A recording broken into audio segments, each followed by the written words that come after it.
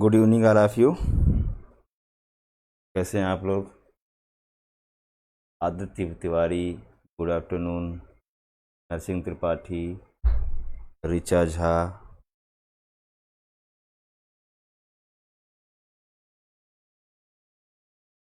स्तुति भूषण, स्वाति गुप्ता, उपेंद्र कुमार, तनु किरण यादव, सतीश कुमार, अनु यादव, अभिषेक गुप्ता, आस्तिक Tripathi.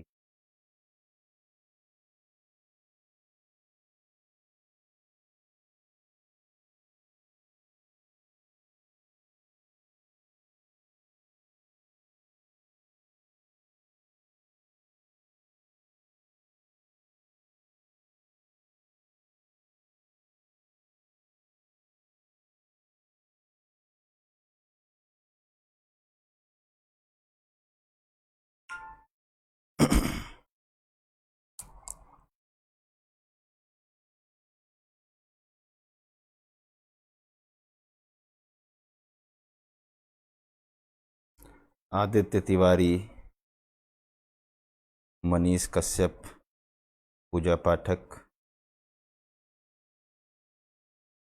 Good afternoon.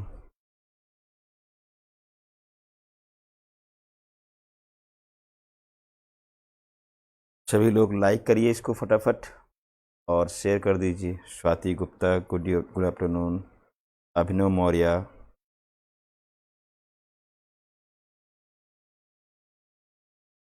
कौस्तुभ जी अगर live हो तो इसको शेयर कराइए जल्दी से।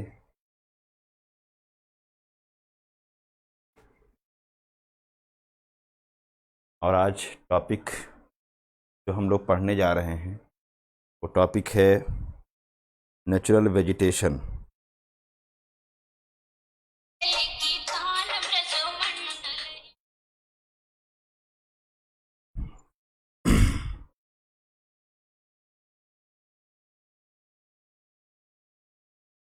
This is very important topic today.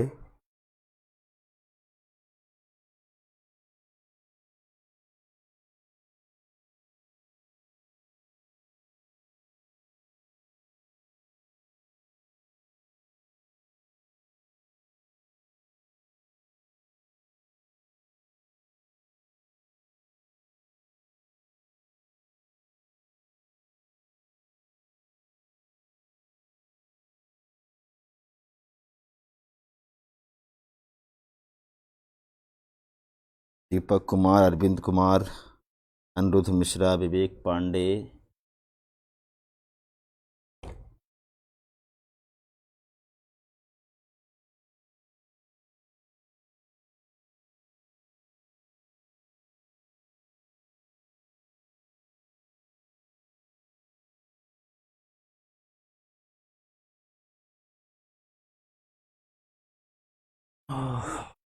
सब लोग आ जाओ लाइव, अब शुरू करें। अभी तो बहुत कम लोग हैं। इतने लोगों को तो हम शेयर ही नहीं, हम शुरू नहीं करेंगे। जय शुक्ला, गुड आफ्टरनून। 18 लोगों को थोड़ी पढ़ाएंगे।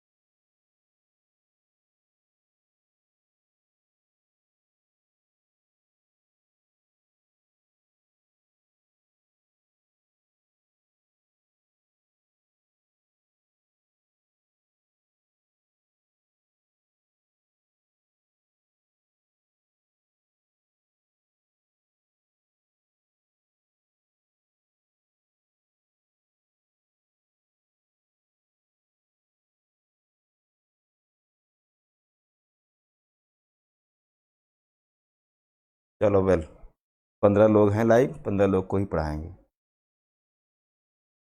ओके, आज अंतिम क्लास है हमारी। फिर इंसर्ट कराने के लिए थोड़ी आते हैं हम लोग। कितना टाइम को हम लोग मैनेज करते हैं, कितना शेड्यूल इधर से उधर करते हैं हम लोग। हम लोग के जीवन में भी बहुत सारे काम होते हैं, और एक बात समझ में आती है कि फ्री की चीज़ें मतलब आप बेवकूफ़ हैं। लोग इस बात को समझते हैं, ये 100% ट्रूथ है।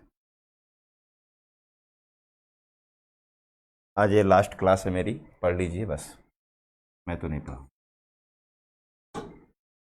क्षमा कर दीजिएगा आप लोग। चलिए, नेचुरल वेजिटेशन,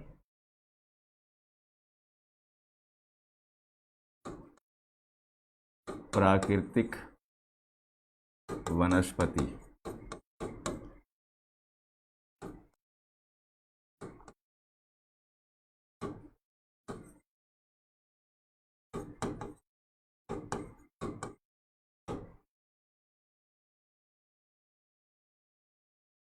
नेचुरल वेजिटेशन होता क्या है? पहले तो इसकी थोड़ी परिभाषा। ओके,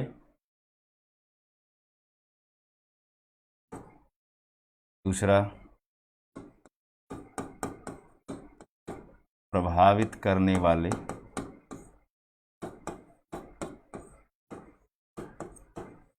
कारक।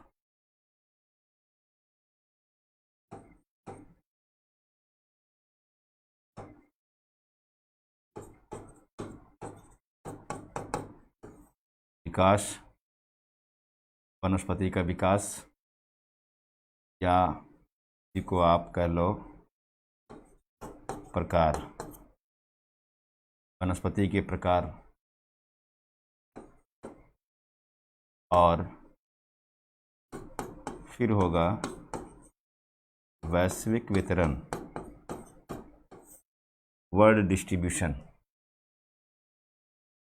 विश्व में कहाँ कहाँ पर किस किस जलवायु प्रदेश में कौन कौन सी वनस्पति पाई जाती है, इसको समझना होता है।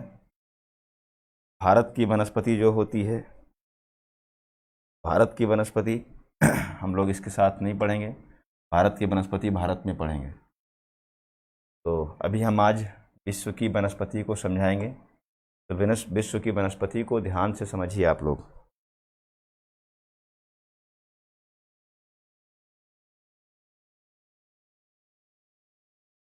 ओके, चलो स्टार्ट करते हैं। तो प्राकृतिक वनस्पति कहते किसे हैं?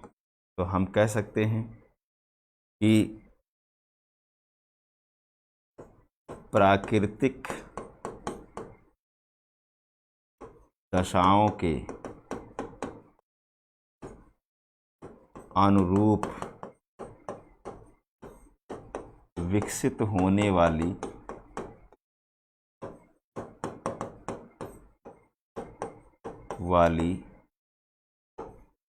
वनस्पति। इसका मतलब क्या है?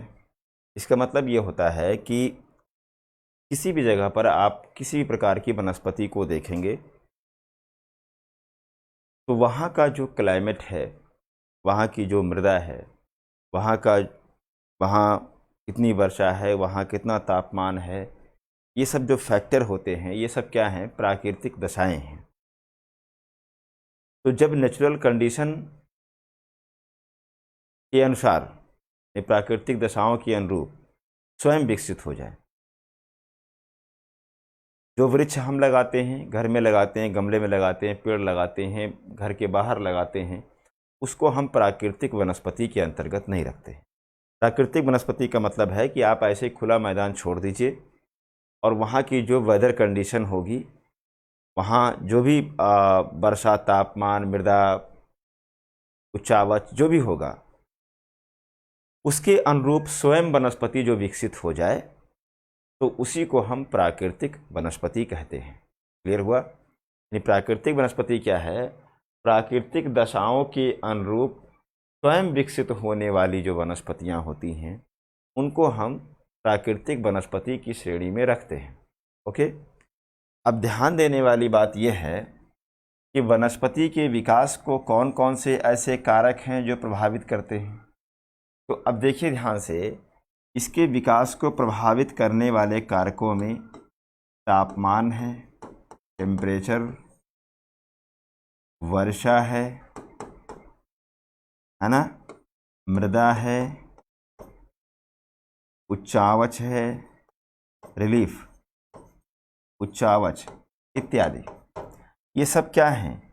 ये सब वनस्पति के विकास को प्रभावित करते हैं, कुछ प्रत्यक्ष रूप से तो कुछ अप्रत्यक्ष रूप से प्रभावित करते हैं। इसमें दो फैक्टर को हम ले करके चलेंगे। ये दोनों ही काज किसके हैं? तो आप कहेंगे इनका संबंध क्लाइमेट से है। यानी हम कह सकते हैं कि प्राकृतिक दशाओं के अनुरूप विकसित होने वाली वनस्पतियों को हम प्राकृतिक वनस्पति कहते हैं, जिसके विकास को तापमान, वर्षा, मृदा, उच्चावच इत्यादि प्रभावित करते हैं। लेकिन अगर हम कहें कि सर्वाधिक प्रभावित कौन करता है, तो सबसे अधिक प्रभावित करता है क्लाइमेट। यानी कि क्लाइमेट में क्या? तापमान और वर्षा। तापमान और वर्षा वनस्पति के विकास को सबसे अधिक प्रभावित करता है। ओके। अब देखिए ध्यान से, हमने इसमें परिभाषा बताया, यानी कि जो आप घर पे पेड़ लगाते हैं वो वनस्पति प्राकृतिक वनस्पति नहीं कही जाएगी। आप देखते होंगे, जैसे गांव में कभी आप जाइए, खेत को खुला छोड़ दिया गया या कहीं मैदान पड़ा हुआ है, तो आप देखेंगे धीरे धीरे वहाँ पर स्वयं वनस्पति का विकास होता है। आखिर वो क्यों उग रही है, कौन सी वनस्पति उग रही है? तो आप देखेंगे वहाँ पर वही वनस्पति उगेगी जो वहाँ के वेदर को सपोर्ट करेगी, जो वहाँ के क्लाइमेटिक कंडीशन के अनुरूप होगी, उस वेजिटेशन का ग्रो हो जाएगा वहाँ। तो इसीलिए हमने इसकी परिभाषा को समझा और इसके प्रभावित करने वाले कारक ये हैं। और भी बहुत सारे प्रत्यक्ष और अप्रत्यक्ष कारक होते हैं, लेकिन ये सबसे प्रमुख हैं, जिनमें से तापमान और वर्षा यानी ये जलवायु के कारक हैं। ये दो सबसे ज़्यादा प्रमुख हैं। ये बात समझ में आई या नहीं समझ में आई? कितने लोग बात समझे, बताओ हमें।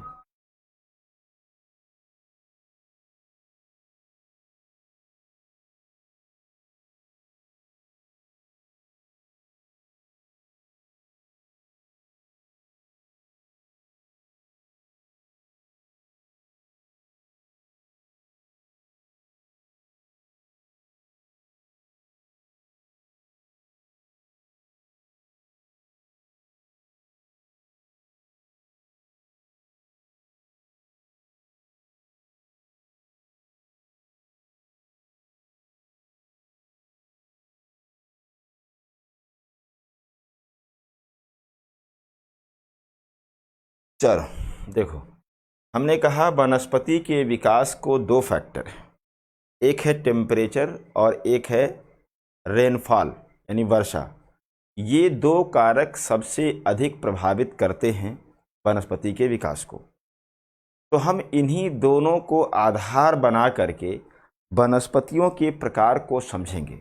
इन्हीं को आधार बना करके हम वनस्पतियों के प्रकार को समझेंगे।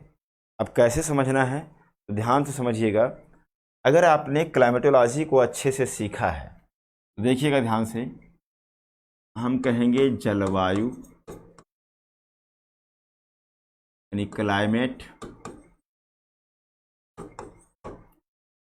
क्लाइमेट में दो चीज़ें हैं, एक है टेम्परेचर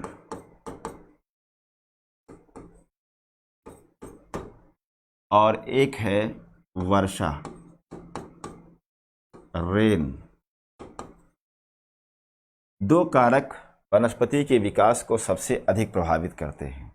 अगर हम पहले तापमान के आधार पर देखें वनस्पति का विकास कैसे होता है या यह कैसे प्रभावित करता है, तो आप देखिए, हम कहेंगे कि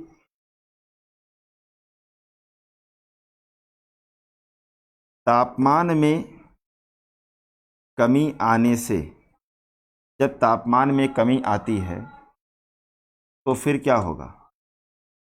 प्रकाश संश्लेषण के दर में कमी आएगी। प्रकाश संश्लेषण के दर में कमी आएगी, और प्रकाश संश्लेषण के दर में कमी आएगी तो क्या होगा? तो ऐसे में हम कहेंगे कि जो वृक्षों की लकड़ियां हैं, वृक्षों की लकड़ियां क्या हो जाएंगी? तो वृक्षों की लकड़ियां कठोर से क्या हो जाएंगी? मुलायम हो जाएंगी। यानी कि हम ये कहेंगे जैसे तापमान घटेगा, ये तापमान जैसे घटता है वैसे ही प्रकाश संश्लेषण का दर घटता है। अब प्रकाश संश्लेषण क्या होता है? तो आप जानते हैं कि ये सन है, अगर ये सूर्य है, तो सूर्य से जो ऊर्जा आती है, यानी इसको हम क्या कहेंगे? सोलर एनर्जी, सौर ऊर्जा।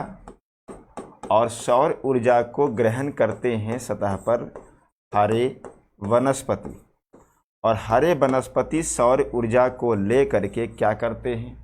तो हरे वनस्पति सौर ऊर्जा को ले करके प्रकाश संश्लेषण की क्रिया करते हैं, यानी कि वो अपना भोजन बनाते हैं, प्रकाश संश्लेषण की क्रिया करते हैं।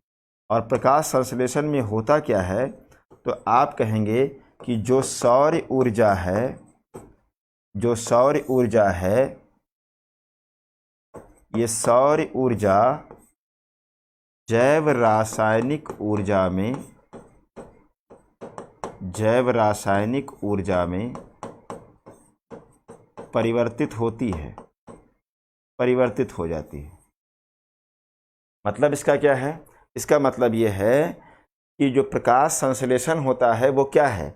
वह एक प्रकार से जो हरे वनस्पति होते हैं वो सौर ऊर्जा और जल की उपस्थिति में क्रिया करते हैं और उसमें वो अपना भोजन बनाते हैं। क्योंकि आप जानते हैं कि सौर ऊर्जा को डायरेक्ट कोई भी जीव ग्रहण नहीं करता, उसको क्या करता है? जब हरे वनस्पति जैव रासायनिक ऊर्जा में कन्वर्ट कर देता है, तब वही ऊर्जा इस पृथ्वी पर जीवन का आधार बनती है। जैसे आप देखिए कि जो सूर्य है, सूर्य से ऊर्जा मिली हरे वनस्पति को, और हरे वनस्पति ने प्रकाश संश्लेषण करके क्या बना दिया?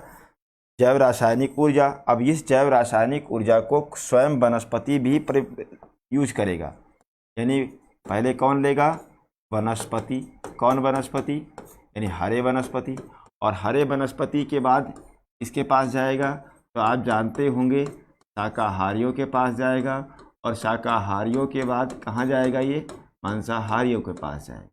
ठीक है, यानी इसको हम कह देते हैं उत्पादक, प्रोड्यूसर हो गया, ये प्रोड्यूसर है। और ये प्रथम उपभोक्ता, ये प्रथम उपभोक्ता होता है। ये सब इन्वायरमेंट की चीज़ें हैं, प्रथम उपभोक्ता होता है नहीं। और ये क्या है? द्वितीयक उपभोक्ता हो जाएगा, ये द्वितीयक उपभोक्ता है। ठीक, तो इस तरह से पृथ्वी पर फूड चेन शुरू होती है। बात समझ में आ रही है? तो सौर ऊर्जा से प्रकाश संश्लेषण जब होता है तो जो वृक्ष की लकड़ियाँ, यानी जहाँ पर प्रकाश संश्लेषण अधिक होगा, भाई जाहिर सी बात है खाना बनाना कोई आसान काम तो है नहीं, खाना बनाना मेहनत का काम होता है। और खाना बनाएंगे, मेहनत करेंगे तो आपका शरीर क्या होगा? बलशाली होगा, कठोर होगा कि नहीं होगा?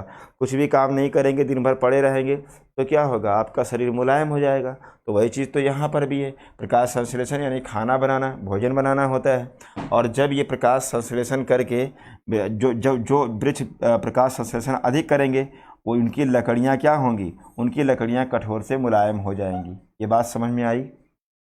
यानी जहाँ तापमान अधिक होगा वहाँ जाहिर सी बात है वृक्षों की लकड़ियाँ क्या होंगी? बहुत कठोर होंगी। अगर इसी बेस पर हम देखें, इसी बेस पर अगर हम एक सेगमेंट निकालें तो हम ये कह सकते हैं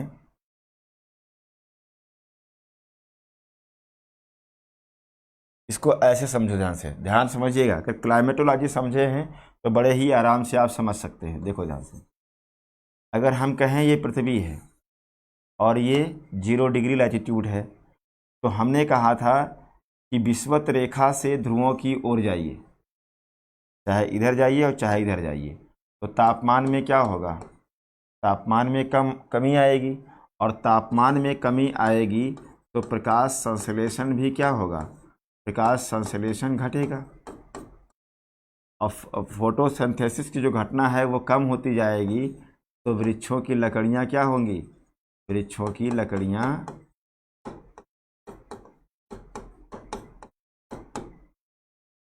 मुलायम हो जाएंगी। क्या समझ में आया कुछ? तो हम कह सकते हैं विषुवत रेखा से ध्रुवों की ओर जाने पर आपतन कोण में कमी आती है। आपतन कोण में कमी आने के कारण तापमान में कमी आती है, और तापमान में कमी आने के कारण प्रकाश संश्लेषण के दर में कमी आती है, और प्रकाश संश्लेषण के दर में कमी आने से वृक्षों की लकड़ियां कठोर से मुलायम हो जाती हैं।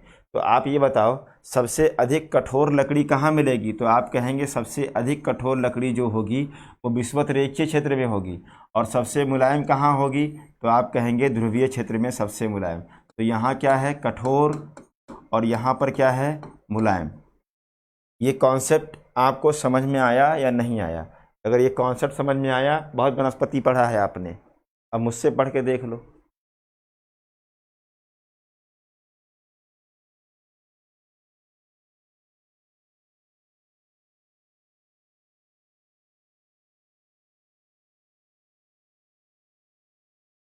बीज डालेंगे तो वो प्राकृतिक कैसे होगी?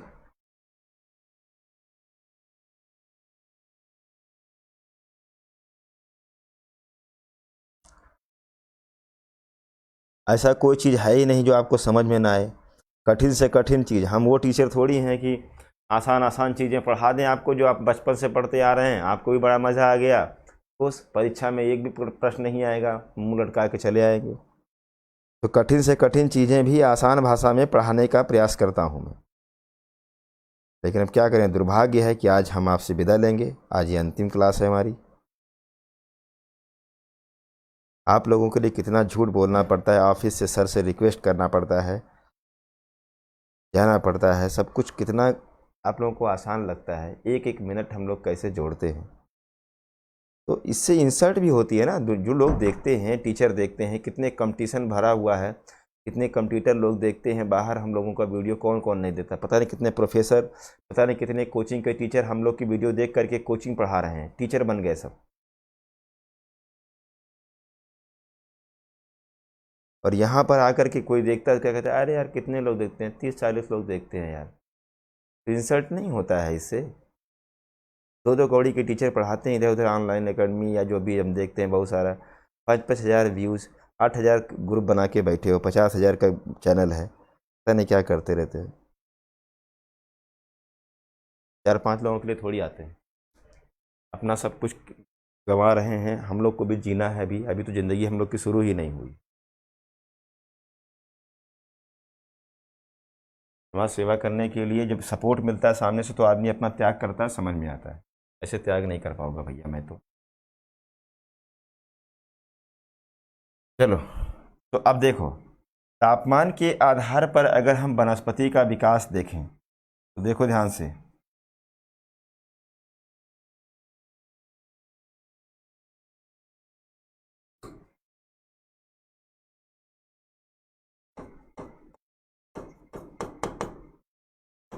तापमान के आधार पर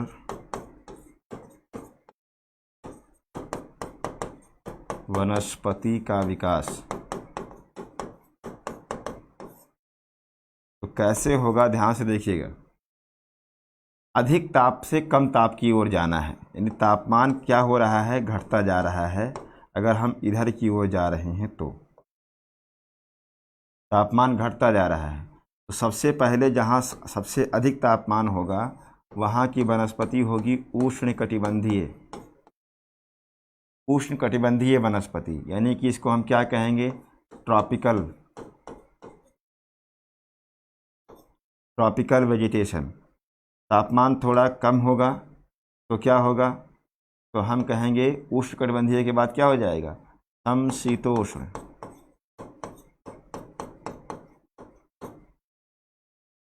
टेम्परेट, है ना, समशीतोष्ण वनस्पति। ध्यान से समझते चलिएगा नामकरण सब। और तापमान कम होगा तो क्या होगा? शंकुधारी, शंकुधारी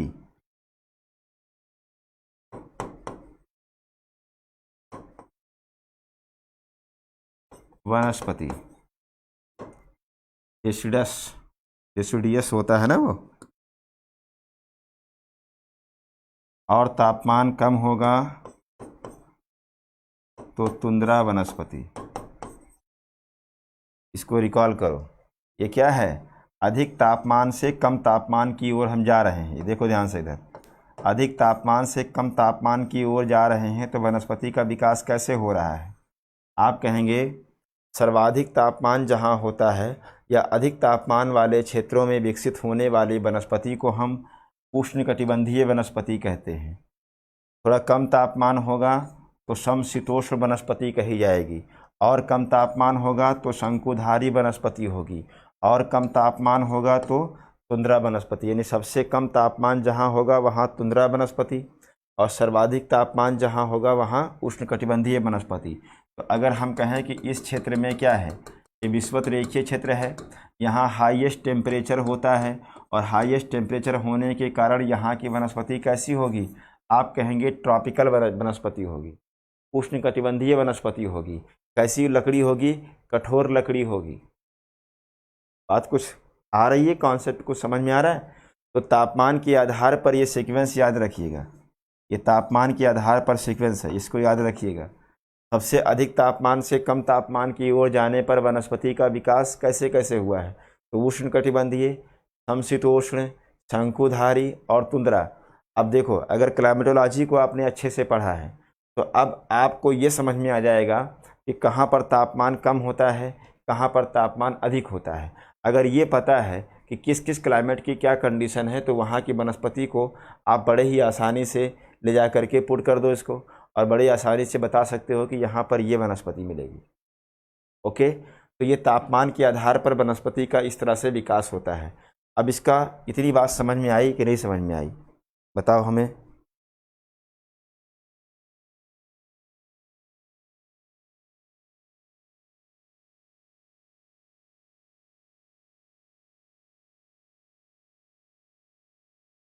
नहीं नहीं, मुझे सपोर्ट नहीं चाहिए भैया, मैं नेता थोड़ी बनना चाहता हूँ, मुझे चुनाव नहीं लड़ना है, मुझे सपोर्ट नहीं चाहिए। हम अच्छा पढ़ाते हैं, इंडिया लेवल में 2-3 टीचर छोड़ दीजिए तो कोई है नहीं। इंडिया के अगर टॉप 5 टीचरों को चुनेंगे तो उसमें मैं भी अपने आप को मानता हूँ। हमको सपोर्ट नहीं चाहिए, हमको बेवकूफ़ नहीं बनना है, बस अपनी इंसल्ट नहीं करानी है। हमको चुनाव थोड़ी लड़ना है कि हमको सपोर्ट चाहिए, कि हम आपको अपने आप को पढ़ाना सीख रहे हैं तो आपको हम सपोर्ट चाहते हैं, ऐसा थोड़ी है। 8 साल से पढ़ा ही रहे हैं, अब पता नहीं कितने रिसर्च करके, पता नहीं कितने PhD करके आए हैं ज्योग्राफी से, और हमसे ऑफ में पढ़ करके गए हैं, और पता नहीं कितने PCS बना करके भेज दिया और घूम रहे हैं सब। तो आप हमको ये सब ना बताइए कि हमको सपोर्ट चाहिए। कुछ बहुत बड़ी मंशा लेकर के आए थे, बहुत बड़ा काम था, कौस्तुभ इतना मेहनत कर रहा है, आप लोगों ने क्या दिया उसको? कुछ नहीं, वो तो दिन रात बेचारा मेहनत करता है। इंसल्ट ही तो किया है आपने। ओझा सर दिन रात लगे रहते हैं, मामूली लोग यहाँ पर जुड़े हुए हैं। आपके लिए करते हैं, किस लिए करते हैं? कौन सा स्वार्थ है किसी का? आप लाइव क्लास भी नहीं देख सकते हैं, मोटिवेशन कम करते हैं तो करो। चलो, ये तापमान पर हुआ। अब देखो वर्षा के आधार पर रेन कैसे प्रभावित करती है। देखो, वर्षा के आधार पर वनस्पति का विकास।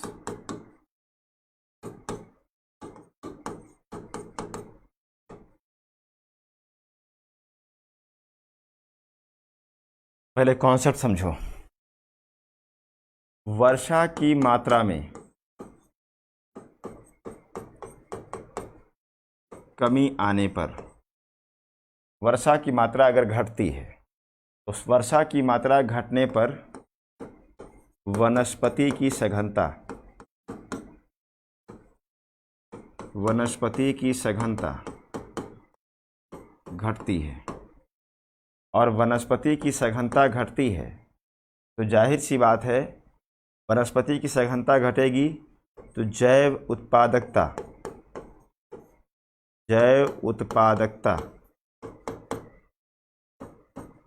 घटती है, और जैव उत्पादकता घटती है तो जैव विविधता घटती है, बायोडाइवर्सिटी भी कम होती है, जैव विविधता घटेगी, और जैव विविधता घटेगी तो जैव भार, बायोमास, जैव भार घटेगा। मतलब वर्षा की मात्रा अगर घटती है तो वनस्पति की सघनता कम होगी, वनस्पति की सघनता कम होगी तो जैव उत्पादकता। अब प्रश्न उठता है कि जैव उत्पादकता क्या होती है? तो जैव उत्पादकता होता ये है, जैसे मान लो कि हमने कहा कि यहाँ पर एक एरिया है, कुछ भी हो सकता है, 1 वर्ग किलोमीटर हो सकता है, 10 वर्ग किलोमीटर हो सकता है, कुछ भी एक एरिया मान लीजिए, एक ए मान लीजिए, ए एरिया है, और इतना ही बड़ा एक एरिया और ले लीजिए बी, दोनों सेम हैं, बराबर हैं, है ना, ये इसके क्या है, बराबर है।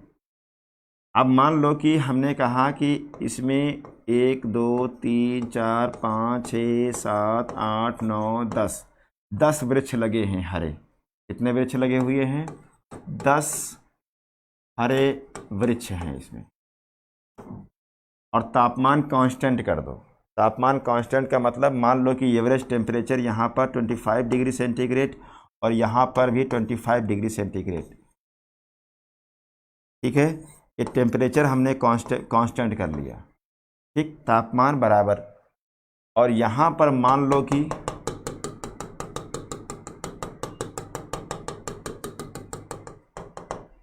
यहाँ मान लो 50 हरे वृक्ष हैं। कितने? 50 हरे वृक्ष हैं। तो अब इसमें क्या क्या समझना है, देखो हमने अभी बताया कि जो हरे वनस्पति होते हैं प्रकाश संश्लेषण की क्रिया करते हैं सौर ऊर्जा को लेकर के, और सौर ऊर्जा से जैव रासायनिक ऊर्जा को बनाते हैं। तो ये जो जैव रासायनिक ऊर्जा बनाते हैं यही वनस्पति की उत्पादकता कहलाती है, प्रोडक्टिविटी कहलाती है, ये जैव उत्पादकता है। तो अगर मैं आपसे कहूँ कि 1 साल में एक वृक्ष ने किसी क्षेत्र में कुछ ग्राम, या मान लो 200 ग्राम जैव रासायनिक ऊर्जा का उत्पादन किया, तो वो 200 ग्राम क्या है? प्रत्येक ईयर में वो 200 ग्राम उत्पादित कर रहा है, इसका मतलब वो उसकी उत्पादकता है, यानी बायो प्रोडक्टिविटी कहलाता है वो। तो प्रोडक्टिविटी क्या है? उसको इस जो हरे वनस्पति उत्पादित करते हैं उसको क्या कहेंगे? तो उसको कहते हैं सकल जैव उत्पादकता, है ना, सकल प्राथमिक उत्पादकता बोलते हैं उसको। अब हरे वनस्पति ले लेते हैं, अपना यूज करते हैं, कितना? 90%, और 10% आगे बढ़ाते हैं शाकाहारियों के पास। तो जब क्या होता है, हरे वनस्पतियों के द्वारा 90% ऊर्जा का प्रयोग करके जो 10% शाकाहारियों के लिए बचती है उसको कहते हैं शुद्ध प्राथमिक उत्पादकता, नेट प्राइमरी प्रोडक्टिविटी बोलते हैं उसको। ओके, अब शाकाहारी उसको यूज करेगा, शाकाहारी को जो मिला उसका वो 90% यूज करेगा, 10% वो आगे मांसाहारी के लिए ट्रांसफ़र करता है। ये फूड चेन में होता है। तो अब क्या होगा कि जो शाकाहारियों के यूज करने के बाद जो मांसाहारियों के लिए शेष बचती है, आगे जाती है, उसको हम कहते हैं द्वितीयक उत्पादकता, यानी सेकेंडरी प्रोडक्टिविटी होती है। ठीक है, तो अब देखिए वही मैं यहाँ पर कह रहा हूँ, आप खुद ही बताइए कि जहाँ पर मान लो यहाँ वर्षा कम है, तो वर्षा कम है तो वनस्पति क्या होगी? विरल होगी। मान लो कि यहाँ पर हमने कहा 200 सेंटीमीटर वर्षा है, इसी से समझ लोगे आप सर्कल से, और यहाँ पर हमने मान लिया कि 70 सेंटीमीटर वर्षा है। क्या समझे? ठीक है। तो जाहिर सी बात है कि अगर वर्षा घटेगी तो वनस्पति की सघनता क्या हो जाएगी, कम हो जाएगी। देखो यहाँ वर्षा अधिक है तो यहाँ सघनता अधिक है, यहाँ वर्षा कम है सघनता कम है। तो सघनता कम होती है तो जैव उत्पादकता कम होगी। तो जब कम वृक्ष होंगे तो जैव रासायनिक ऊर्जा का उत्पादन भी कम होगा। और जैव उत्पादकता यानी भोजन जब कम बनेगा तो जो डाइवर्सिटी है यानी कि विविधता, संख्या, यानी प्रति इकाई क्षेत्र में प्रजातियों की संख्या, जीव जंतुओं की संख्या को बायोडाइवर्सिटी कहते हैं। तो बायोडाइवर्सिटी भी क्या हो जाएगी, जब बायो प्रोडक्टिविटी कम होगी, जैव उत्पादकता कम होगी तो जैव विविधता भी कम होगी। और जैव विविधता जब कम होगी तो जैव भार यानी ईंधन, बायोमास है ये, तो जैव भार भी अपने आप क्या हो जाएगा, कम हो जाएगा। तो वर्षा की मात्रा से वनस्पति के विकास का संबंध होता है। अब अगर हम वर्षा के आधार पर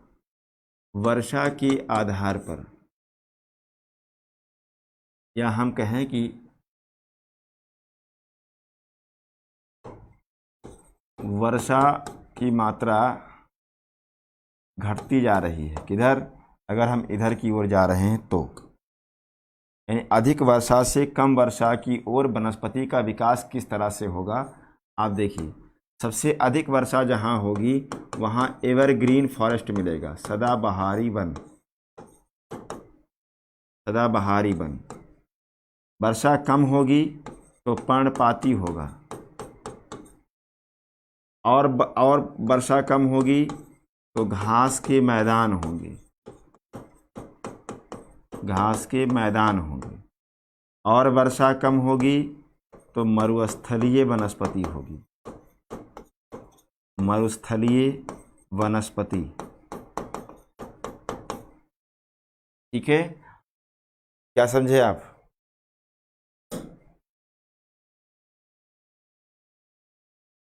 अगर मैं आपसे कहूं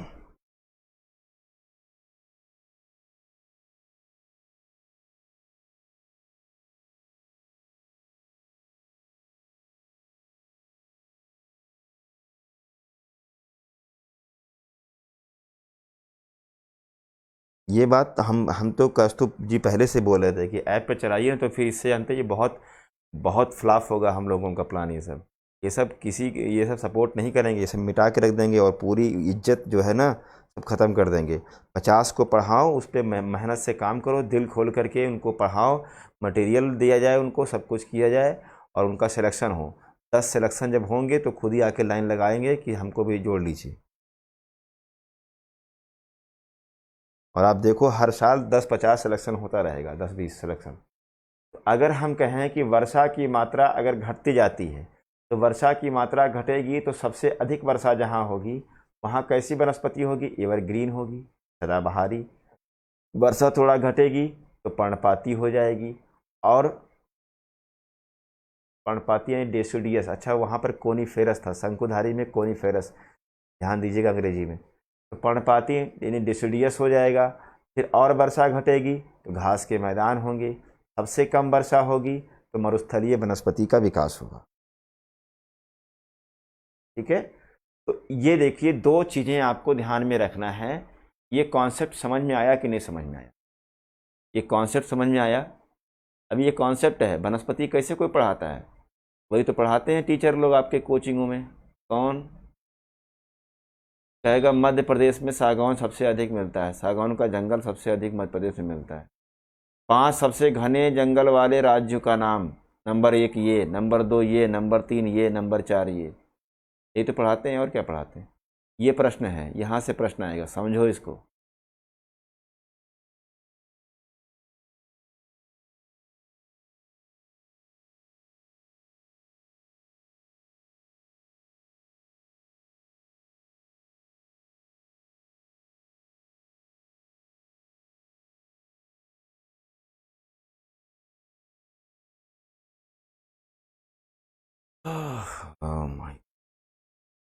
चलो अब दोनों को एक बार रिवाइज करो। तापमान के आधार पर वनस्पति का विकास और वर्षा के आधार पर वनस्पति का विकास, दोनों को रिवाइज करो अच्छे से। फिर आगे अभी देखो कितना आसान हो जाएगा ये। पूरे दुनिया की वनस्पति आज आप बता दोगे उंगलियों पर।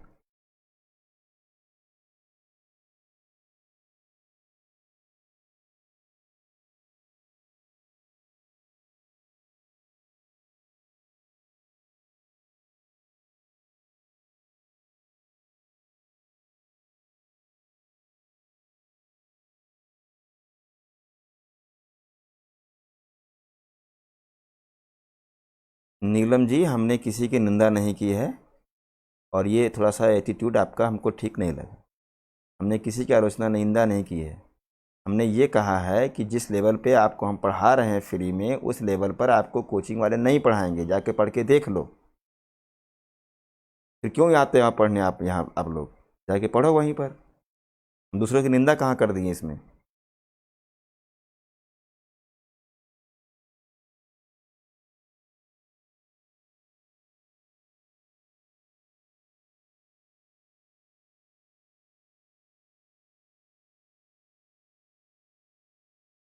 यही सब तो लोग हैं, ऐसे ही लोग हैं।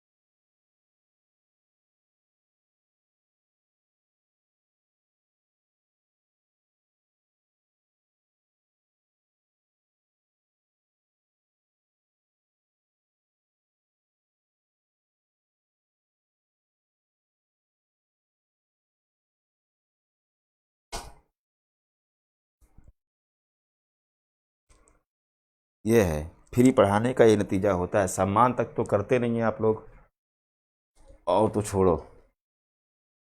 यही जब पैसा दे के जब पढ़ते ना हम लोगों से, तो जो बोलते सब सुनते। सम्मान तक तो करते नहीं। क्यों? क्योंकि आप जानते हैं कि सब वैसे ही हैं, सब फ्री पढ़ाने वाले लोग हैं, इनको कोई पूछ तो रहा नहीं, यही समझते हैं आप लोग। तो अभी तो यही नहीं सीख पाए हैं कैसे टीचर से बोलना है। हमने किसकी निंदा कर दी भाई? चलो कोई बात नहीं है, खुशी खुशी जाना चाहिए आज। चलो एक चार्ट बना लो, एक चार्ट बनाओ।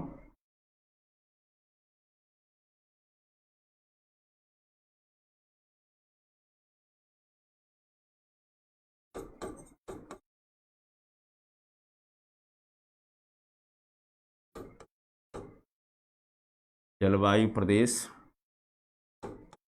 एवं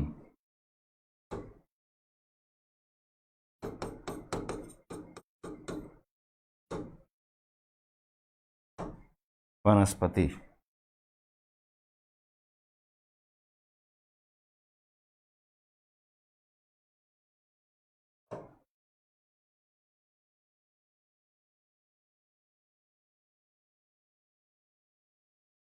0 डिग्री, 90 डिग्री नॉर्थ या south,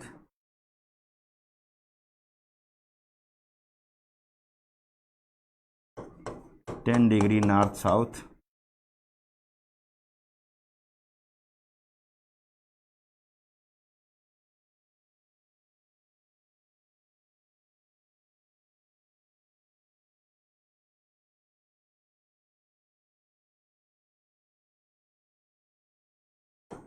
30 degree north south,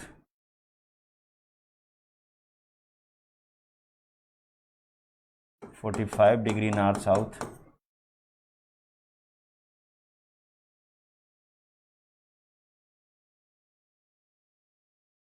60 degree north south, 75 degree north south.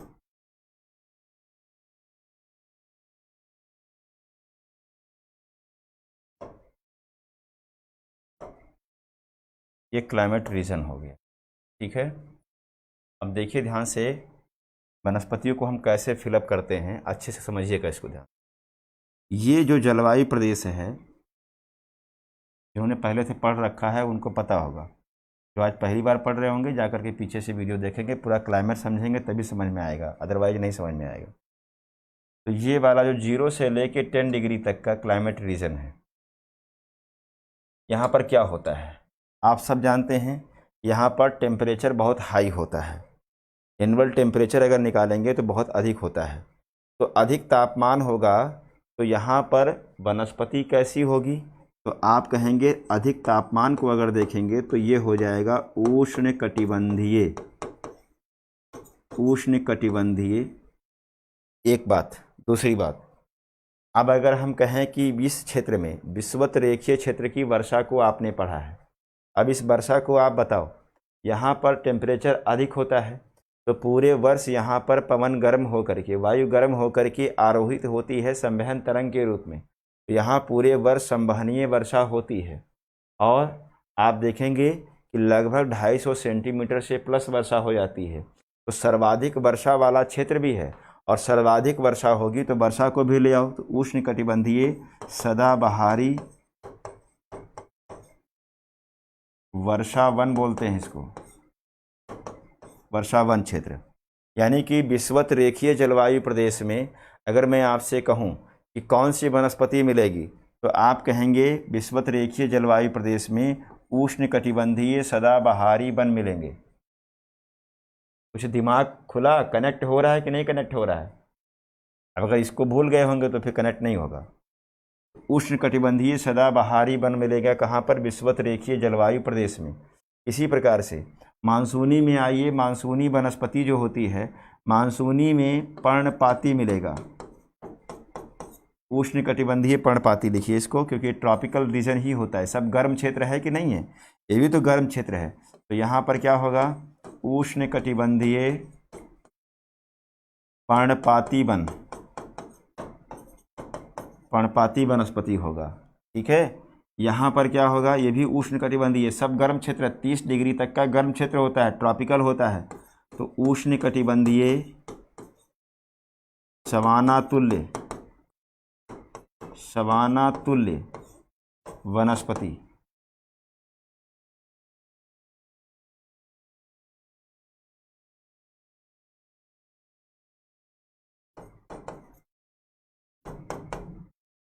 उष्णकटिबंधीय समानातुल्य वनस्पति।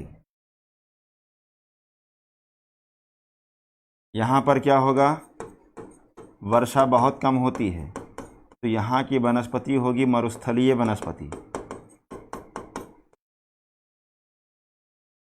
वनस्पति 30 से 45 डिग्री तक छोड़ दीजिए इसको, 45 से 60 तक। ये क्या है? लॉरेंसियन है। तो लॉरेंसियन में मिलती है समशीतोष्ण, क्योंकि तापमान यहाँ कम हो जाएगा, समशीतोष्ण वनस्पति मिलेगी। टेम्परेट वेजिटेशन, तो चाइना टाइप में ये भी मिलेगा और चाइना टाइप में ये भी मिलेगा। तो ये हो जाएगी आपकी मिश्रित वनस्पति, और इस मिश्रित वनस्पति को कहते हैं उपोष्णकटिबंधीय वनस्पति। अगर आप नाम देना चाहो तो इसको कह दो उपोष्णकटिबंधीय वनस्पति, उपोष्णकटिबंधीय वनस्पति। ठीक है, अब यहाँ साइबेरियन में आ जाओ। साइबेरियन में क्या मिलेगा आपको? साइबेरियन में शंकुधारी वनस्पति मिलेगा। शंकुधारी या इसी को कहते हैं कोणधारी वनस्पति। ठीक है, जो ब्रिटिश तुल्य है यहाँ पर भी समशीतोष्ण ही मिलेगा, समशीतोष्ण मिलेगा। लॉरेंसियन और ब्रिटिश तुल्य में सेम वनस्पति। यहाँ पर आइए भूमध्य सागरीय में, तो भूमध्य सागरीय में मिलेगी मिश्रित वनस्पति, ये भी मिलेगी और ये भी मिलेगी। ठीक है, और यहाँ पर क्या मिलेगा? यहाँ पर मिलेगा समशीतोष्ण टेम्परेट ग्रासलैंड, घास के मैदान, समशीतोष्ण घास के मैदान मिलेंगे। ठीक है। 60 से लेकर 75 तक का होता है टैगा, तो यहाँ पर टैगा वनस्पति है, टैगा वन है, ठीक है।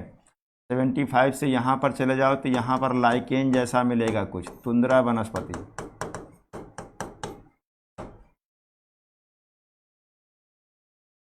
बनाओ इसको जल्दी से।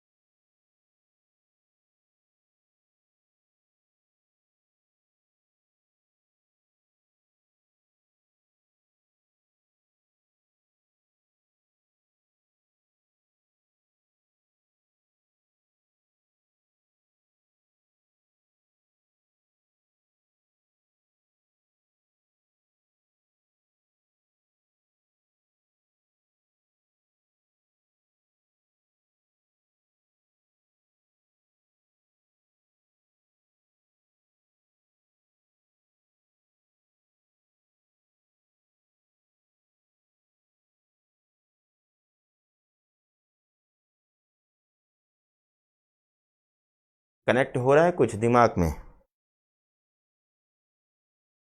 जिसने क्लाइमेटोलॉजी को समझा है उसके लिए तो आज ये मजाक लग रहा होगा कि यार ये तो कितना सिंपली हमारे दिमाग में फीड हो जाएगा। अब आपको पूरे दुनिया की वनस्पति पढ़ने की ज़रूरत नहीं है ना, आपको रटने की ज़रूरत ही नहीं है। अगर आपसे कोई कहे, जैसे एक एग्जांपल हम लेते हैं, अगर आपसे कोई जैसे एग्जांपल तौर पे हम देखते हैं तो ऐसे देखो, मान लो कि हम कहें कि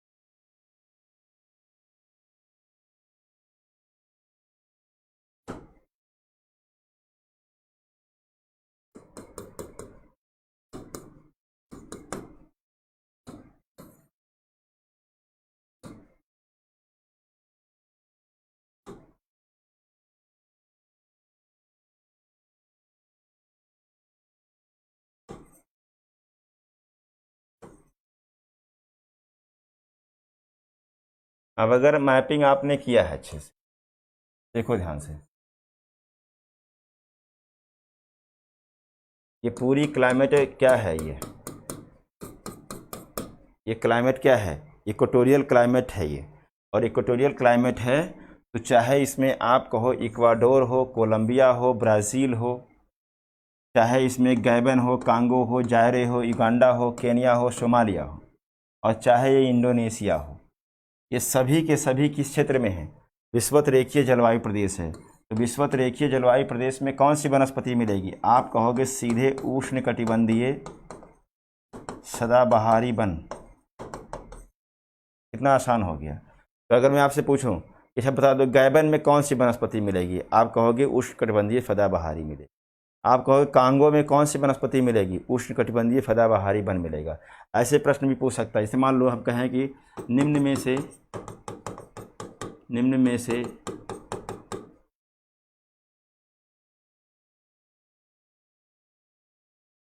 कहाँ उष्णकटिबंधीय सदाबहारी वन मिलेंगे, मान लो ऐसा है, और ए दे दिया अर्जेंटीना, बी दे दिया दक्षिण अफ्रीका, और सी दे दिया केन्या, और डी दे दिया चीन। अब आप बताओ कि निम्नलिखित में से कहाँ पर उष्णकटिबंधीय सदाबहारी वन मिलेंगे, बताओ इसको।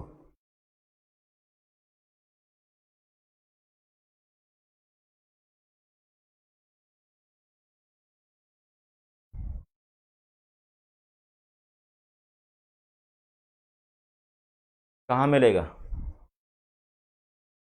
उष्णकटिबंधीय सदाबहारी वन, कहाँ मिलेगा? अर्जेंटीना में मिलेगा, दक्षिण अफ्रीका में मिलेगा, केन्या में मिलेगा, चीन में मिलेगा।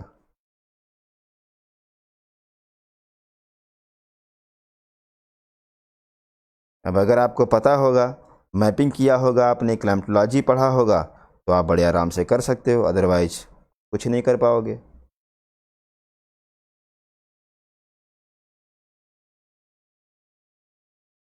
ठीक है, इस तरह से आपको पढ़ना है। अब इसी को देखो ध्यान से, आपने बना लिया इसको।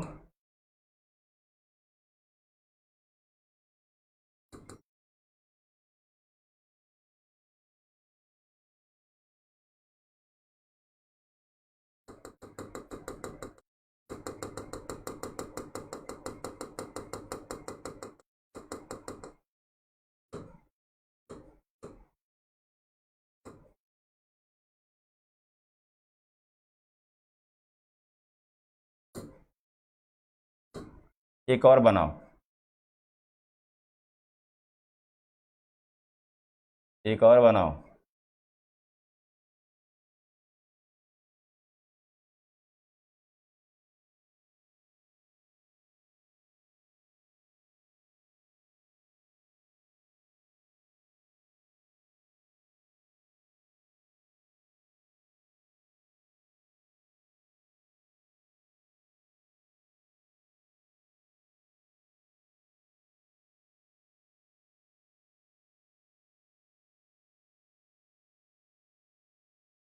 अब देखो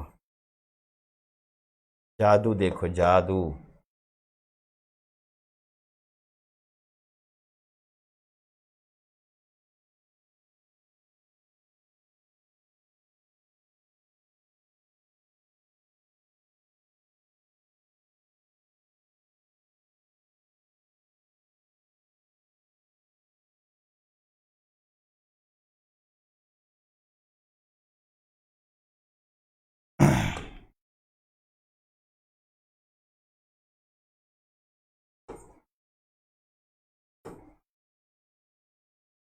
देखो उष्णकटिबंधीय सदाबहारी में जो वनस्पति मिलेगी उसमें कौन कौन से वृक्ष होंगे, मुख्यतः उनको लिख लो। तो लिखो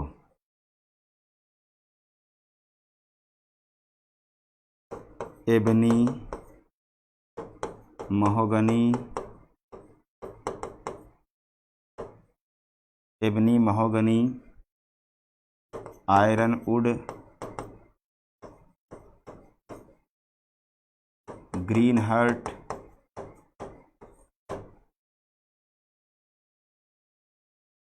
आबनूस,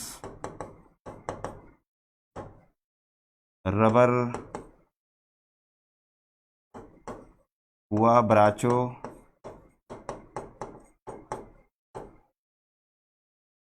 एक्स ब्रेकर,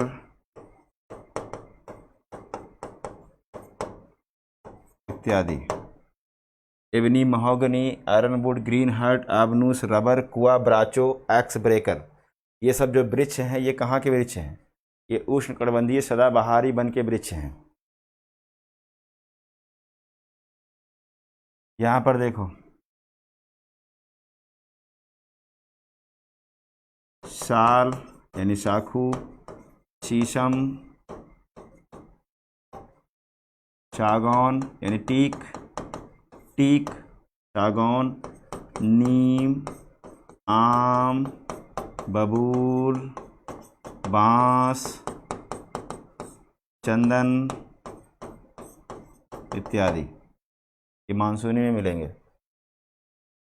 यहाँ पर क्या है, सामान्यतः आपको यदा कदा वृक्ष मिलेंगे और प्लस सामान्यतः गर्म घास होगी। कैसी घास होगी? ऐसे लिख लो इसको, उष्ण ग्रासलैंड, उष्ण घास होगी और प्लस क्या होगा, वृक्ष यानी मिक्स्ड होगा। कहीं पर आपको खैर बबूल ये सब मिलेगा बीच बीच में। समानता घास मिलेगी जिसको वेनेजुएला में लानोस कहते हैं, लानोस कहते हैं। ब्राज़ील में कंपोस कहते हैं। जो नहीं पढ़ा है नहीं पढ़ा है वो जाने, उनका काम जाने, सब पढ़ाया हूँ मैं। कंपोस कहते हैं। अफ्रीका में सवाना कहते हैं, अफ्रीका में सवाना कहते हैं। ठीक है ना। तो यहाँ पर क्या होता है कि जनरली ये घास ही मिलेगी, यहाँ पर घास ही मिलेगी। तो ऐसे घास होगी जिससे घर बनता है ना, फूस की जो छप्पर बनता है, सरपत बोलते हैं उसको, क्या होता है वो, वही जो है रहेगा यहाँ पर। और उसी में यदा कदा वृक्ष रहेंगे, बीच बीच में वृक्ष किसका, बबूल का होगा या खैर मिल जाएगा, ये सब चीज़ें इसमें मिलेंगी। सामान्यतः ये घास होगी, इतनी ऊंची ऊंची घास होती है। और इसी में आप देखते होंगे, अगर डिस्कवरी देखते होंगे तो आप उसी में हिरन को भागते हुए देखेंगे और पीछे से टाइगर उसका पीछा करते हुए जाएगा। तो ये पूरा क्षेत्र क्या होता है, इसमें ये जीव जंतुओं के लिए बड़ा उपयोगी क्षेत्र भी है। यहाँ यहाँ सर्वाधिक चिड़ियाघर इसी में होते हैं। तो ये चीज़ें जानते रहिएगा। अब यहाँ पर देखिए, कैक्टस, नागफनी का नाम सुना है आपने, कैक्टस, अकैसिया, ये सब यहाँ पर वृक्ष होंगे। अकैसिया, कैक्टस, अकैसिया, ये सब मिलेगा आपको। ठीक है। यहाँ पर हमने कहा समशीतोष्ण घास के मैदान होंगे जिसको नॉर्थ अमेरिका में प्रेरीज कहते हैं, साउथ अमेरिका में पंपास कहते हैं, है ना। साउथ अफ्रीका में वेल्ड कहते हैं। ऑस्ट्रेलिया में डाउन्स कहा जाता है, ऑस्ट्रेलिया में डाउन्स कहा जाता है। यूरोप में स्ट्रेपी कहते हैं। न्यूजीलैंड में कैंटरबरी कहते हैं, न्यूजीलैंड में कैंटरबरी कहते हैं। ये सब ग्रास लैंड है, इसे याद रखिएगा, अलग अलग क्षेत्र में अलग अलग नाम है इसके।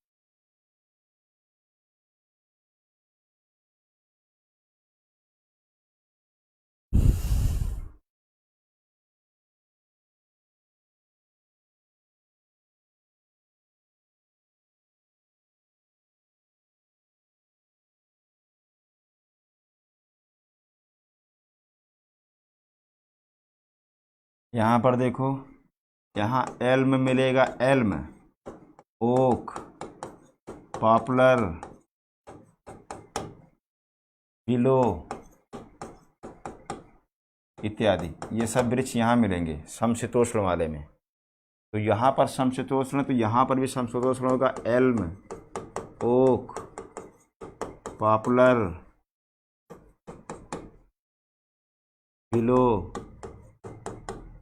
इत्यादि, ये सब यहाँ मिलेंगे।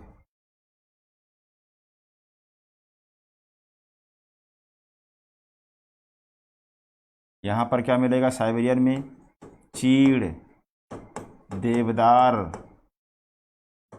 Spruce, spruce, pine, pine, larch, fir, fir, ये सब मिलेगा यहाँ पर। और टैगा में भी यही मिलेगा, तो टैगा में यही कर लो आप, चीड़, देवदार, ये सब मिलेगा यहाँ पर। यहाँ पर क्या है, लाइकेन, लाइकेन, यहाँ पर मिक्स्ड है, मिश्रित है, तो यहाँ पर भी मिश्रित है।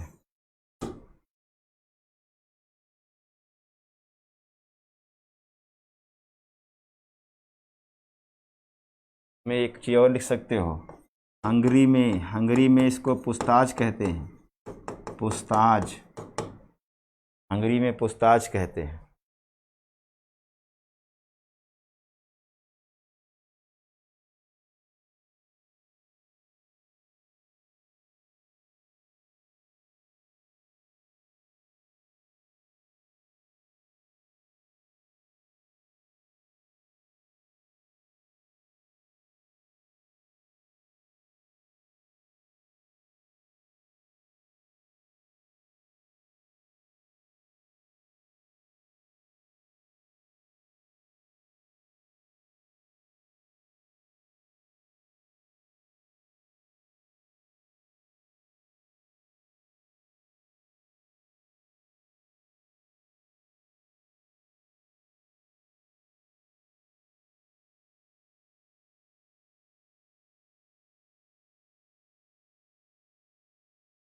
जल्दी बनाओ।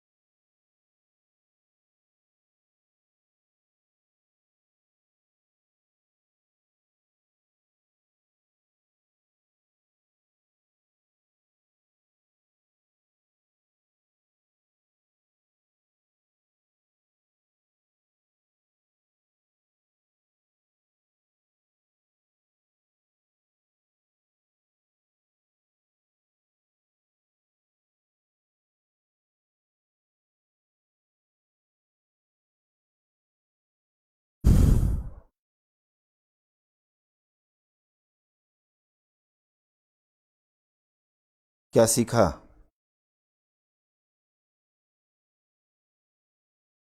आज दुनिया की सारे वनस्पति, अगर आपसे कोई पूछे तो किस देश में कौन कौन सी वनस्पति है, कौन कौन सा वृक्ष है, सब बता सकते हैं।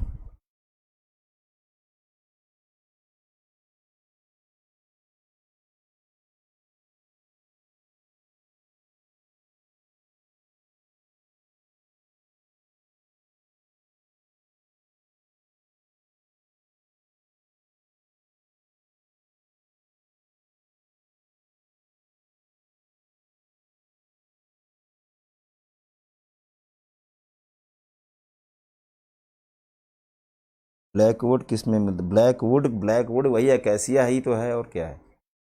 यहाँ मरुस्थलीय मिलेगी ब्लैकवुड, अकेसिया ही तो है।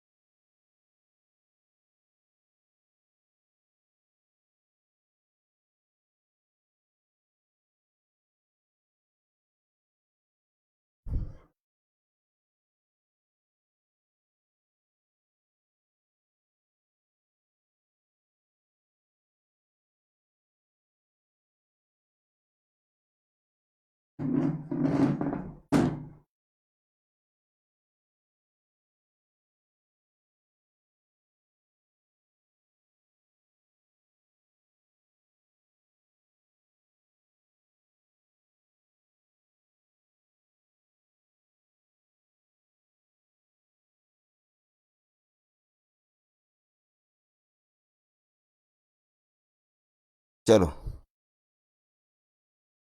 तो क्या समझ रहे हो, ये मामूली है, ये आपका 50 पेज का काम करेगा। 50 पेज हो गया। बस जिसने मैपिंग को समझा है और जिसने क्लाइमेटोलॉजी को समझा है,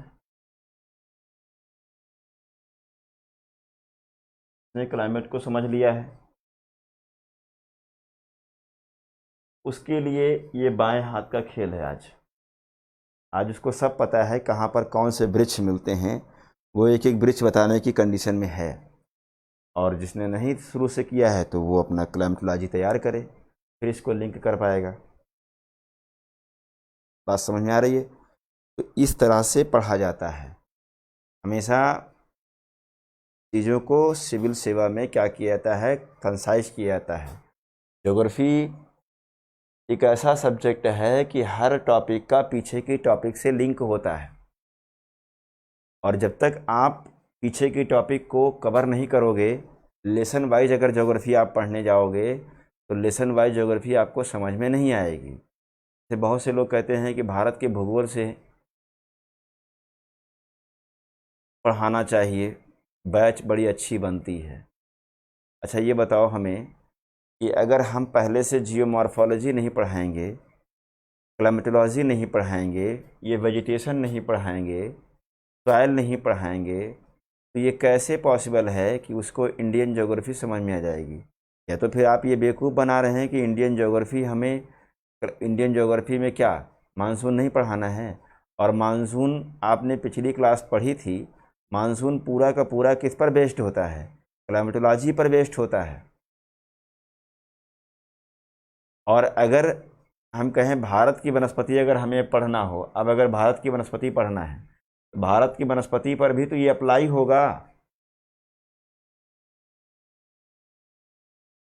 विश्व की मृदा समझेंगे तभी भारत की मृदा समझ में आएगी। तो आप ये समझ लीजिए, ज्योग्राफी का मतलब ये नहीं होता है कि आप एक बुक उठाए और चैप्टर वाइज पढ़ना शुरू कर दिया तो आपको समझ में आएगा। किस चीज़ को कहाँ पर पढ़ाना है ये बहुत ज़्यादा डिपेंड करता है। इसके बाद क्या पढ़ना है, अगर हम बुक के अकॉर्डिंग चलेंगे तो ज्योग्राफी समझ में नहीं आएगी। तो अब आप देखिए, एक एक वनस्पति का क्षेत्र है, सब पे हम एक लेक्चर देंगे और ध्यान से आपको सुनना है केवल। आप ये सारी चीज़ें समझ गए हैं। अब मान लो कि हम विषुवत रेखीय जलवायु प्रदेश को ले लें, विषुवत रेखीय जलवायु प्रदेश को। तो विषुवत रेखीय जलवायु प्रदेश में हमने कहा कि यहाँ तापमान अधिक होता है पूरे वर्ष। यहाँ पूरे वर्ष संवहनीय वर्षा होती है, जो सामान्यतः दोपहर के बाद होती है, विद्युत गर्जन के साथ होती है, कम समय के लिए होती है, अधिक मात्रा में होती है। वर्षा यहाँ 250 सेंटीमीटर के आसपास होती है। इसलिए यहाँ पर तापमान और वर्षा अधिक होने के कारण उष्णकटिबंधीय सदाबहारी वन मिलते हैं, जिनमें ये सब वृक्ष में आपको मिल जाएंगे, बड़े कठोर तने वाले हैं। तो जाहिर सी बात है, वर्षा बहुत अधिक होती है तो क्या होगा, वनस्पति की सघनता भी बहुत अधिक होगी, जैव विविधता भी बहुत अधिक होगी। इस कारण से दो चीज़ें हैं, एक तो वृक्ष इतने कठोर हैं कि इनका उद्योग के रूप में औद्योगिक प्रयोग नहीं हो सकता। जैसे अगर हम कहें कि इन लकड़ियों का फर्नीचर के रूप में यूज करें तो फर्नीचर नहीं बन सकता, क्योंकि लकड़ी बहुत ही कठोर होती है। साथ ही साथ इस क्षेत्र में सघनता इतनी अधिक होती है, जंगल इतने घने होते हैं कि पारिगम्यता बहुत कम होती है, यानी आवाजाही नहीं हो सकती, यानी यहाँ आधारभूत संरचना का विकास नहीं हो सकता। सड़क, बिजली, पानी, ये सब चीज़ें यहाँ नहीं हो सकती। इसलिए ये सब क्षेत्र जो हैं ये आर्थिक दृष्टि से पिछड़े हुए क्षेत्र हैं। लेकिन अगर पर्यावरणीय दृष्टि से देखें तो ये सबसे अगड़े क्षेत्र हैं। क्योंकि अगर मैं आपसे कहूँ अमेज़न, क्या अमेज़न इसमें नहीं आ जाएगा? आ जाएगा। तो जो अमेज़न है, अमेज़न के जो जंगल हैं जिनको हमने सेल्वास बताया था, पूरे विश्व को अकेले 20% ऑक्सीजन देते हैं, इसीलिए उसे लंग्स ऑफ द अर्थ बोलते हैं। तो सबसे अधिक वर्षा वन यहाँ मिलेगा। इसके बाद कहाँ पर है? इसके बाद इंडोनेशिया में है और इसके बाद अफ्रीका में है। तो ये जो वर्षा वन है अकेले हमको लगता है कि 40% 45% ऑक्सीजन अकेले कवर कर लेते हैं। तो पर्यावरण की दृष्टि से ये क्षेत्र बहुत ही विकसित क्षेत्र होता है, लेकिन आर्थिक दृष्टि से इन लकड़ियों का उपयोग नहीं हो सकता। हाँ, ये ज़रूर है कि जलावन के रूप में इन लकड़ियों का प्रयोग बहुत ज़्यादा होता है, क्योंकि लकड़ियाँ कठोर होती हैं तो इसमें आग बहुत अधिक होती है। तो जलावन के रूप में जनजातीय समुदायों के द्वारा यहाँ पर खाना बनाने के लिए इन लकड़ियों का प्रयोग किया जाता है।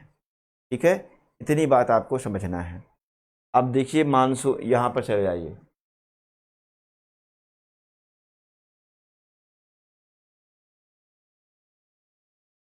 समशीतोष्ण में आइए।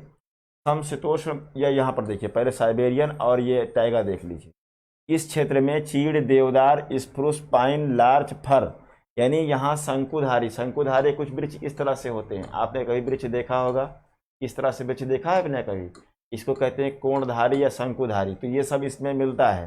तो ये वनस्पति क्या होती है? मुलायम होती है।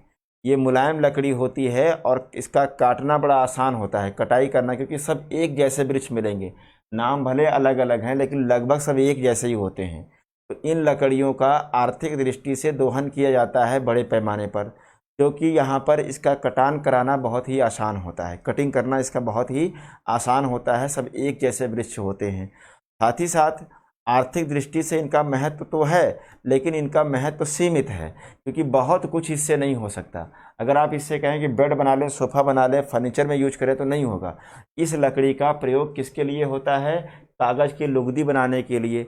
यही कारण है कि इन क्षेत्रों में जो देश हैं, इन क्षेत्रों में जितने देश हैं, हर जगह पर क्या बनेगा? कागज़ उद्योग होगा। तो याद करिए, कनाडा में हमने क्या कहा था कि कनाडा कागज़ उद्योग के लिए है। डेनमार्क है, यूरोपियन कंट्री जो उत्तर साइड में है, इन सब जगह पर मुलायम लकड़ी मिलने के कारण कागज़ उद्योग का विकास होगा। तो हम कह सकते हैं कि जो शंकुधारी और टाइगा वनस्पति है, इनका उपयोग आर्थिक दृष्टि से है, लेकिन इनका उपयोग आर्थिक दृष्टि से सीमित है। क्यों?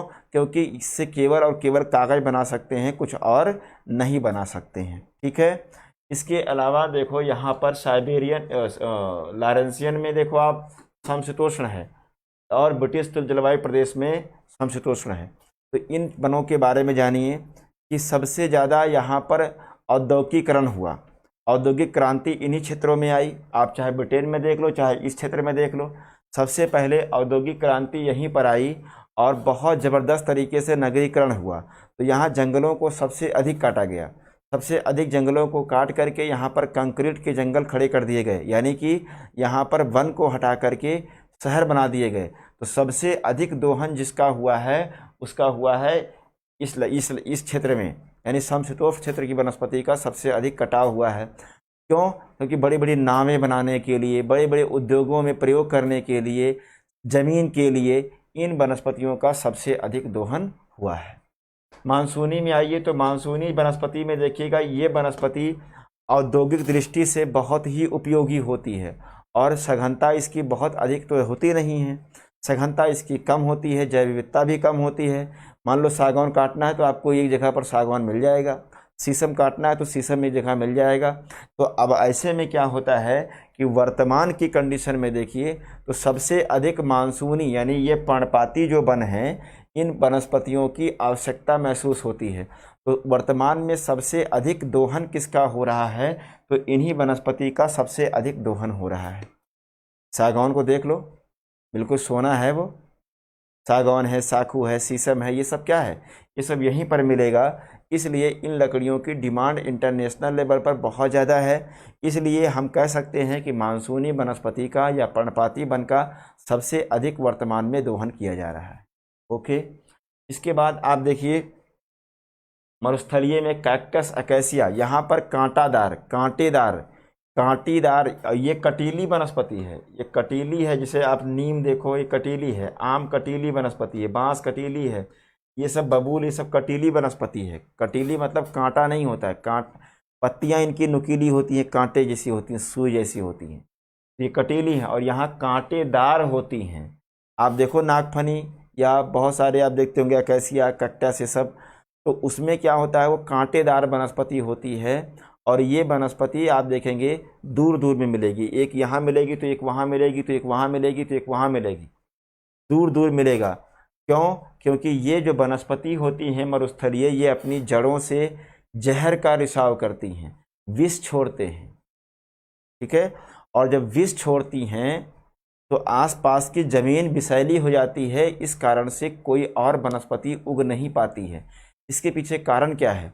इसके पीछे कारण ये है कि मरुस्थलीय क्षेत्र में वनस्पति, जो मरुस्थलीय क्षेत्र होता है वहाँ वर्षा तो होती नहीं, अगर एक बूंद भी पड़े तो वनस्पति चाहती है कि वो हमको मिले, तो जब अगल बगल वनस्पति हो जाएगी तो उसको पानी नहीं, बिल्कुल नहीं मिलेगा, तो इसलिए वो जहर फैला देता है चारों तरफ मृदा में, जिससे कोई वनस्पति उग ना पाए और जो भी पानी मिले आसपास का वो सारा पानी उसको मिल जाए।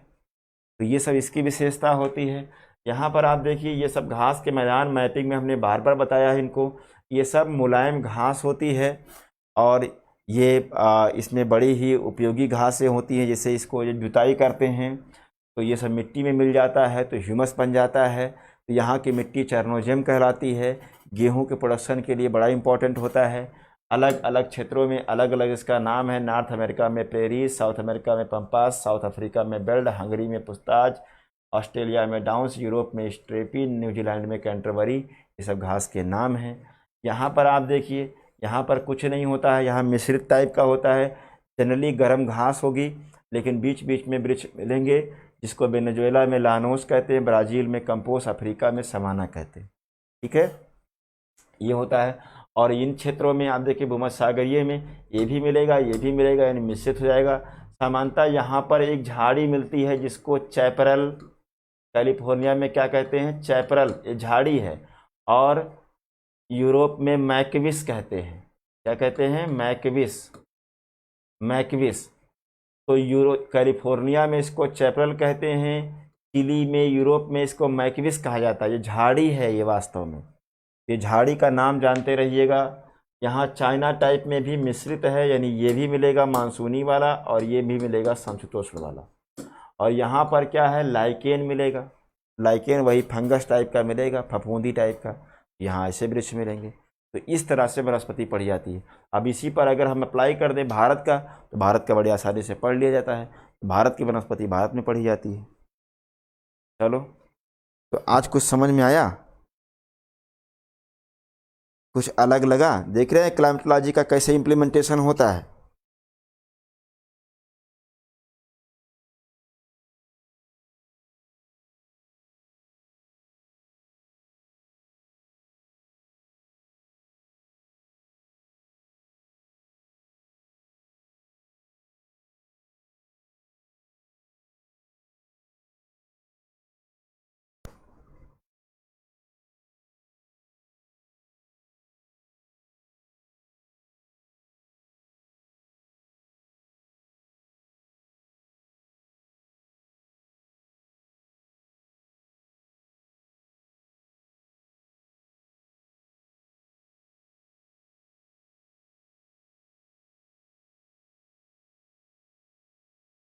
Rahul,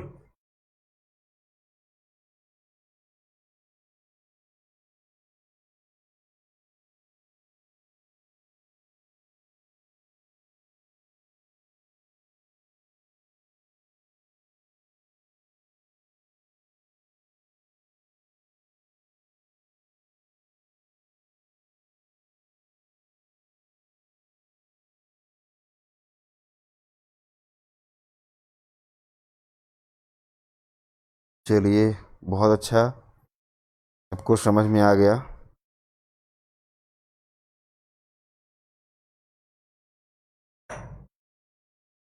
very good.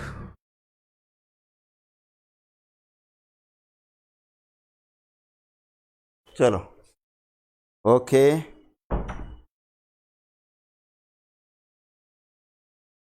Bye bye, take care.